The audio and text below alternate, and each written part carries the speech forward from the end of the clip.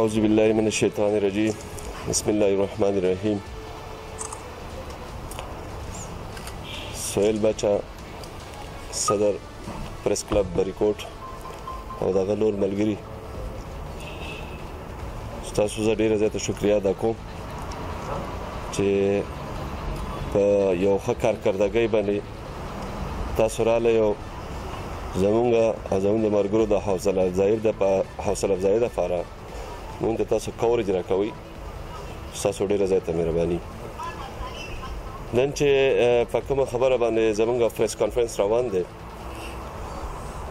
دا یو اهمه ریکوري شوې وه د منشیاتو په مد کې بیګا، او د دغې نه علاوه نور هم د یو ورځ دوه چې کوم زمونږ پروګرس دی هغه هم ستاسو مخې ته دی. خو زه به اولنۍ خبره دا وکړم چې په لنډاکي چیک پوسټ باندې بیګا ماښام نه وروستو یو پلاین کوچ ولټولی شو چې په هغې کې شاته ټي وي پروت و، او کله چې دا ټي وي د ګاډۍ نه راکوز شو د هغې تپوس وشو چې دا د چا دی. یوه زنانه وه مخې ته ناسته وه، هغې دا وویل چې دا ټي وي زما دی. زمونږ ډېر یخ او چوکس پولیس او زیرک او خیر پولیس افسران دي چې دغه ټي وي باندې شک وکړو لږ د زوړوالي په وجه باندې، نو دغې زنانه ته د هغې د کلا وهلو پیشکش وکړو. پولیس والا ټي وي کلاو کړو او د دې ټي وي نه 8 کیلو چرس برآمد شو چې دا ستاسو مخې ته دي. دا زنانه چې وه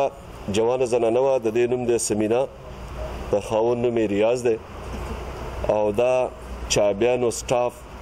د لزاک روډ پېښور د دغه ځای کې رهایشي وه، او دې دغلته یو انګلیش ایجوکیشنل انسټیټیوټ دی، په هغې کې دا یو پرایویټ امپلای هم وه. هغې خلاف پرچه شوې ده چونکې زنانه ذات و، موږ ځان سره هغه ډېره نه ده ساتلې، او د هغې موږ کویک کاغذات جوړ کړي دي جوډیشل حواله ته ریفر ده. دغه دوران کې چې کله موږ په دې کاروایي کې مصروف وو، تلاشي کنټینیو وه، ځکه چې زموږ په لنډاکي چیک پوسټ باندې شموزوفل، ګوړه چیک پوسټ او کړاکړ چیک پوسټ چې دا انټري ګیټس دي ډسټرکټ سوات ته د بار ضلعو نه، دې باندې 24 اور بلا وقفه چیکن جاري وي. نو دې لنډاکي باندې به دستور چیکن شروع چې دې کې یو بل جوان راغی چې هغه د فرست ایئر سټوډنټ دی، ستاسو د کیمرې مخې ته دی، شاته ولاړ دی.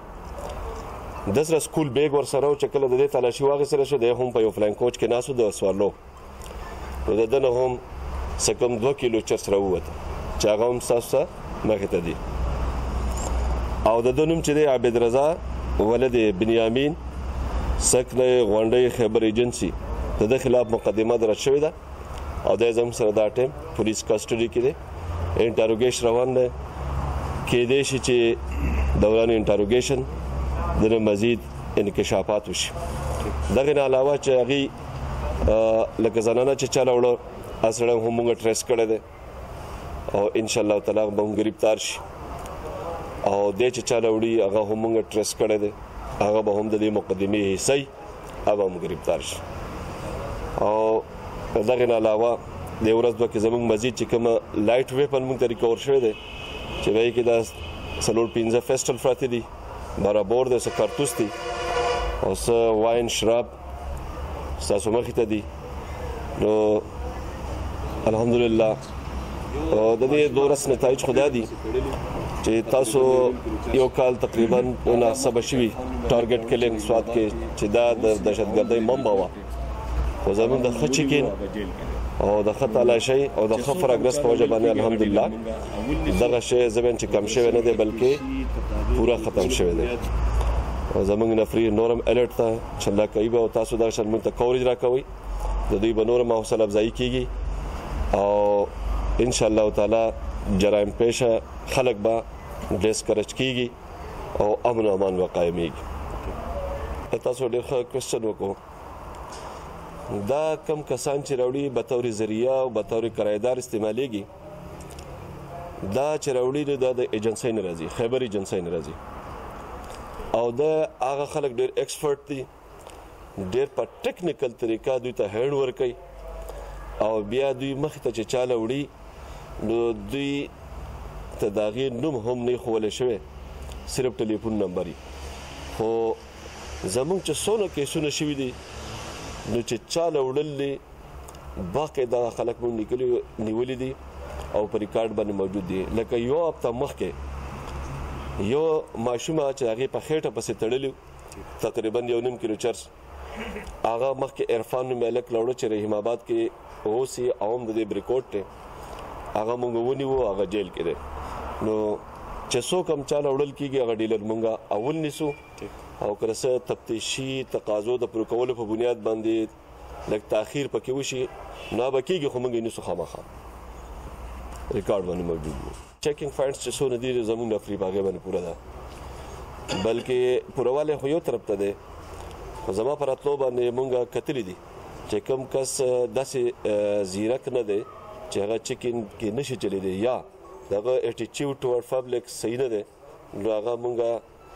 د هغې نه لرې کړي او مونږ په پوره ډسټرکټ کې د خپل ډي پي او صاحب د منظورۍ نه وروستو ښه کسان کتلي دي او راوستي دي، نه صرف هغه ایماندار دي بلکې د هغوی رویه هم ښه ده او هغوی زیرک هم دي، پوه هم دي په خپل کار باندې. زموږ چیکینګ فاینډ ډېر ښه فعال دي. صحیح.